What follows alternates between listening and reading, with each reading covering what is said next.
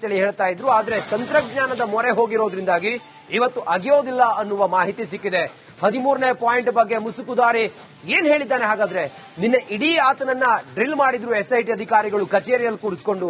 15 ಅಡಿ ಆಳದಲ್ಲಿ ಹೂತಿಟ್ಟಿರೋದಾಗಿ ಮುಸುಕುದಾರಿ ಹೇಳಿದ್ದಾನೆ.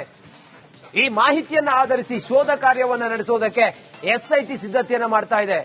ಈ ಪ್ರದೇಶದಲ್ಲಿ 15 ಅಡಿ ಆಳ ಅಗೆಯೋದು ತುಂಬಾ ಕಷ್ಟಕರ.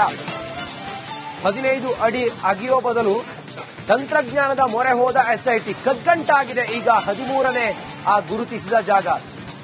ತಂತ್ರಜ್ಞಾನದ ಮೊರೆ ಹೋದ್ರೆ ಮಾತ್ರ ಅಲ್ಲಿ ಅಗೆಯಬಹುದು ಅಥವಾ ಅಲ್ಲಿ ಶೋಧ ಮಾಡಬಹುದು.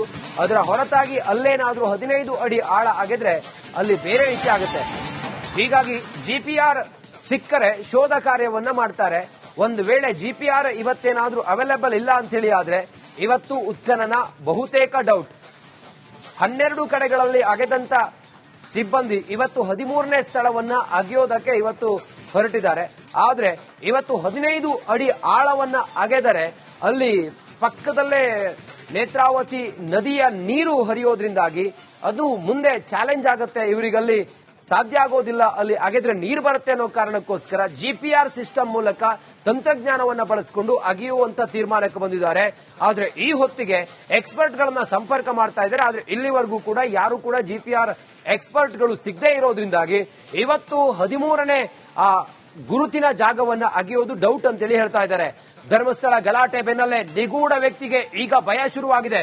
ಮೊನ್ನೆ ಆದಂತ ಗಲಾಟೆ ಲಾಠಿ ಚಾರ್ಜ್ ಆಯಿತು, ಕೆಲವು ವ್ಯಕ್ತಿಗಳ ಮೇಲೆ ಹಲ್ಲೆ ಆಯಿತು. ಇದರ ನಡುವೆ ಆ ಮುಸುಕುದಾರಿ ವ್ಯಕ್ತಿಗೆ ಈಗ ಭಯ ಶುರುವಾಗಿದೆ. ಮೊದಲ ಬಾರಿ ಆತ ಪೊಲೀಸ್ ಭದ್ರತೆಯನ್ನ ಕೋರಿದ್ದಾನೆ. ನನಗೆ ಪೊಲೀಸರ ಭದ್ರತೆ ಕೊಡಿ ಅಂತ ಹೇಳಿ ಆ ವ್ಯಕ್ತಿ ಕೇಳಿದ್ದಾನೆ. ಪೊಲೀಸ್ ಭದ್ರತೆ ನೀಡುವಂತೆ ಪಟ್ಟು ಹಿಡಿದಿದ್ದಾನೆ ಮಾಸ್ಕ್ ಮ್ಯಾನ್. ನನ್ನ ಮೇಲೆ ದಾಳಿಯಾಗುವ ಆತಂಕ ಇದೆ, ನನ್ನ ಮೇಲೆ ಅಟ್ಯಾಕ್ಗಳಾಗಬಹುದು, ಹೀಗಾಗಿ ನನಗೆ ಭದ್ರತೆಯನ್ನ ಕೊಡಿ ಅಂತ ಹೇಳಿ ಆತ ಹೇಳಿದ್ದಾನೆ. ನಿಗೂಢ ವ್ಯಕ್ತಿ ಬೇಡಿಕೆಯನ್ನ ಇಟ್ಟಿದ್ದಾನೆ ಪೊಲೀಸ್ ಭದ್ರತೆಗೆ. ಲಿಖಿತ ಮನವಿಯನ್ನ ಸಲ್ಲಿಸಿದ್ದಾನೆ ಆ ವ್ಯಕ್ತಿ. ಇದುವರೆಗೂ ವಕೀಲರ ಜೊತೆ ಓಡಾಡ್ತಾ ಇದ್ದಾನೆ ನಿಗೂಢ ವ್ಯಕ್ತಿ. ಆತನ ಮುಖ ಎಲ್ಲೂ ಕೂಡ ಐಡೆಂಟಿಫೈ ಆಗಬಾರ್ದು ಅನ್ನೋ ಕಾರಣಕ್ಕೋಸ್ಕರ ಆತ ಸಂಪೂರ್ಣವಾಗಿ ಮುಖವನ್ನ ಮುಚ್ಚಿಕೊಂಡು ಆತ ಮುಖಕ್ಕೆ ಮಾಸ್ಕ್ ಅನ್ನ ಹಾಕಿಕೊಂಡು ಆತ ಬರ್ತಾ ಇದ್ದ. ಆತ ಯಾರು, ಆತ ಹೇಗಿದ್ದಾನೆ, ಆತ ನೋಡೋದಕ್ಕೆ ಹೇಗಿದ್ದಾನೆ, ಆತನನ್ನ ಈ ಹಿಂದೆ ನೋಡಿದವರು ಯಾರಾದ್ರೂ ಆತನನ್ನ ಐಡೆಂಟಿಫೈ ಮಾಡಬಹುದಾ, ಇದೆಲ್ಲವೂ ಕೂಡ ಆತಂಕ ಇದೆ. ಈ ಕಾರಣದಿಂದ ಆತ ಮುಸುಕು ಹಾಕಿಕೊಂಡು ಬರ್ತಾ ಇದ್ದ. ಯಾವಾಗ್ಲೂ ಕೂಡ ಆತ ಒಂದು ಜರ್ಕಿನ್ ಹಾಕೊಳ್ತಾ ಅಂತೇಳಿ ಹೇಳ್ತಾ ಇದ್ರು. ಆದ್ರೆ ತಂತ್ರಜ್ಞಾನದ ಮೊರೆ ಹೋಗಿರೋದ್ರಿಂದಾಗಿ ಇವತ್ತು ಅಗೆಯೋದಿಲ್ಲ ಅನ್ನುವ ಮಾಹಿತಿ ಸಿಕ್ಕಿದೆ. 13ನೇ ಪಾಯಿಂಟ್ ಬಗ್ಗೆ ಮುಸುಕುದಾರಿ ಏನ್ ಹೇಳಿದ್ದಾನೆ ಹಾಗಾದ್ರೆ? ನಿನ್ನೆ ಇಡೀ ಆತನನ್ನ ಡ್ರಿಲ್ ಮಾಡಿದ್ರು ಎಸ್ಐಟಿ ಅಧಿಕಾರಿಗಳು ಕಚೇರಿಯಲ್ಲಿ ಕೂರಿಸಿಕೊಂಡು. 15 ಅಡಿ ಆಳದಲ್ಲಿ ಹೂತಿಟ್ಟಿರೋದಾಗಿ ಮುಸುಕುದಾರಿ ಹೇಳಿದ್ದಾನೆ. ಈ ಮಾಹಿತಿಯನ್ನ ಆಧರಿಸಿ ಶೋಧ ಕಾರ್ಯವನ್ನ ನಡೆಸೋದಕ್ಕೆ ಎಸ್ಐಟಿ ಸಿದ್ಧತೆಯನ್ನ ಮಾಡ್ತಾ ಇದೆ. ಈ ಪ್ರದೇಶದಲ್ಲಿ 15 ಅಡಿ ಆಳ ಅಗೆಯೋದು ತುಂಬಾ ಕಷ್ಟಕರ. 15 ಅಡಿ ಅಗೆಯೋ ಬದಲು ತಂತ್ರಜ್ಞಾನದ ಮೊರೆ ಹೋದ ಎಸ್ಐಟಿ ಕಗ್ಗಂಟಾಗಿದೆ. ಈಗ 13ನೇ ಆ ಗುರುತಿಸಿದ ಜಾಗ. ತಂತ್ರಜ್ಞಾನದ ಮೊರೆ ಹೋದ್ರೆ ಮಾತ್ರ ಅಲ್ಲಿ ಅಗೆಯಬಹುದು ಅಥವಾ ಅಲ್ಲಿ ಶೋಧ ಮಾಡಬಹುದು. ಅದರ ಹೊರತಾಗಿ ಅಲ್ಲೇನಾದ್ರೂ 15 ಅಡಿ ಆಳ ಅಗೆದ್ರೆ ಅಲ್ಲಿ ಬೇರೆ ರೀತಿ ಆಗುತ್ತೆ. ಹೀಗಾಗಿ ಜಿಪಿಆರ್ ಸಿಕ್ಕರೆ ಶೋಧ ಕಾರ್ಯವನ್ನ ಮಾಡ್ತಾರೆ. ಒಂದು ವೇಳೆ ಜಿಪಿಆರ್ ಇವತ್ತೇನಾದ್ರೂ ಅವೈಲೇಬಲ್ ಇಲ್ಲ ಅಂತ ಹೇಳಿ ಆದ್ರೆ ಇವತ್ತು ಉತ್ಖನನ ಬಹುತೇಕ ಡೌಟ್. 12 ಕಡೆಗಳಲ್ಲಿ ಅಗೆದಂತ ಸಿಬ್ಬಂದಿ ಇವತ್ತು 13ನೇ ಸ್ಥಳವನ್ನ ಅಗೆಯೋದಕ್ಕೆ ಇವತ್ತು ಹೊರಟಿದ್ದಾರೆ.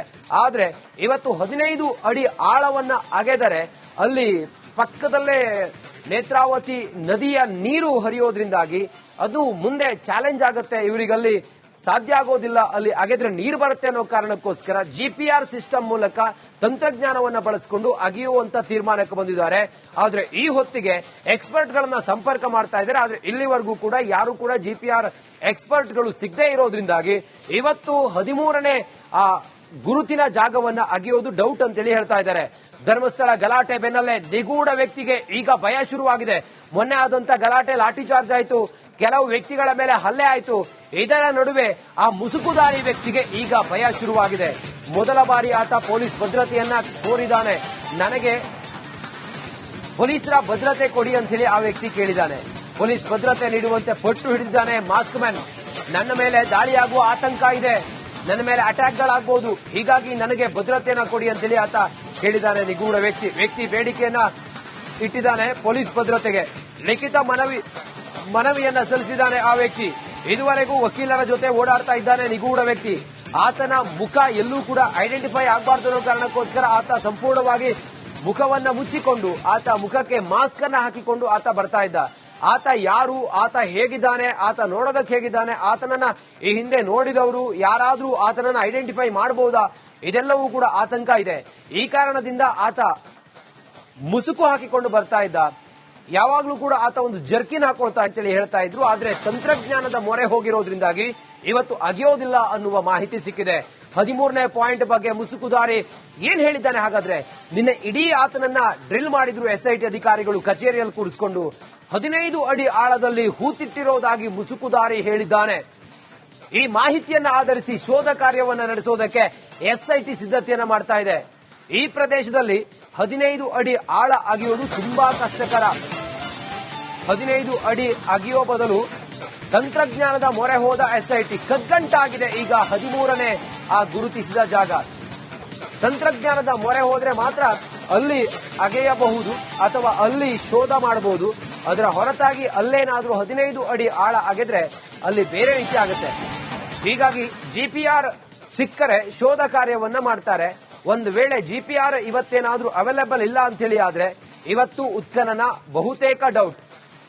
12 ಕಡೆಗಳಲ್ಲಿ ಅಗೆದಂತ ಸಿಬ್ಬಂದಿ ಇವತ್ತು 13ನೇ ಸ್ಥಳವನ್ನ ಅಗೆಯೋದಕ್ಕೆ ಇವತ್ತು ಹೊರಟಿದ್ದಾರೆ.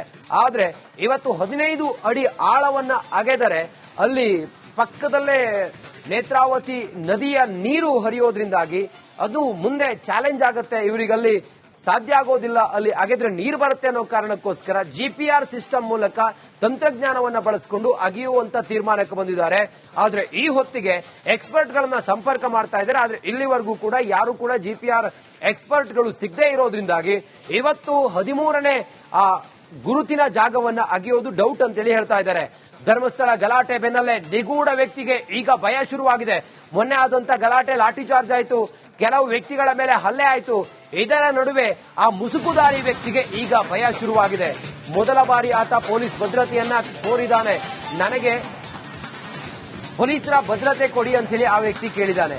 ಪೊಲೀಸ್ ಭದ್ರತೆ ನೀಡುವಂತೆ ಪಟ್ಟು ಹಿಡಿದಿದ್ದಾನೆ ಮಾಸ್ಕ್ ಮ್ಯಾನ್. ನನ್ನ ಮೇಲೆ ದಾಳಿಯಾಗುವ ಆತಂಕ ಇದೆ, ನನ್ನ ಮೇಲೆ ಅಟ್ಯಾಕ್ಗಳಾಗಬಹುದು, ಹೀಗಾಗಿ ನನಗೆ ಭದ್ರತೆಯನ್ನ ಕೊಡಿ ಅಂತೇಳಿ ಆತ ಹೇಳಿದ್ದಾನೆ. ನಿಗೂಢ ವ್ಯಕ್ತಿ ಬೇಡಿಕೆಯನ್ನ ಇಟ್ಟಿದ್ದಾನೆ ಪೊಲೀಸ್ ಭದ್ರತೆಗೆ. ಲಿಖಿತ ಮನವಿಯನ್ನ ಸಲ್ಲಿಸಿದ್ದಾನೆ ಆ ವ್ಯಕ್ತಿ. ಇದುವರೆಗೂ ವಕೀಲರ ಜೊತೆ ಓಡಾಡ್ತಾ ಇದ್ದಾನೆ ನಿಗೂಢ ವ್ಯಕ್ತಿ. ಆತನ ಮುಖ ಎಲ್ಲೂ ಕೂಡ ಐಡೆಂಟಿಫೈ ಆಗಬಾರ್ದು ಅನ್ನೋ ಕಾರಣಕ್ಕೋಸ್ಕರ ಆತ ಸಂಪೂರ್ಣವಾಗಿ ಮುಖವನ್ನ ಮುಚ್ಚಿಕೊಂಡು ಆತ ಮುಖಕ್ಕೆ ಮಾಸ್ಕ್ ಅನ್ನ ಹಾಕಿಕೊಂಡು ಆತ ಬರ್ತಾ ಇದ್ದ. ಆತ ಯಾರು, ಆತ ಹೇಗಿದ್ದಾನೆ, ಆತ ನೋಡೋದಕ್ಕೆ ಹೇಗಿದ್ದಾನೆ, ಆತನನ್ನ ಈ ಹಿಂದೆ ನೋಡಿದವರು ಯಾರಾದ್ರೂ ಆತನನ್ನ ಐಡೆಂಟಿಫೈ ಮಾಡಬಹುದಾ, ಇದೆಲ್ಲವೂ ಕೂಡ ಆತಂಕ ಇದೆ. ಈ ಕಾರಣದಿಂದ ಆತ ಮುಸುಕು ಹಾಕಿಕೊಂಡು ಬರ್ತಾ ಇದ್ದ. ಯಾವಾಗ್ಲೂ ಕೂಡ ಆತ ಒಂದು ಜರ್ಕಿನ್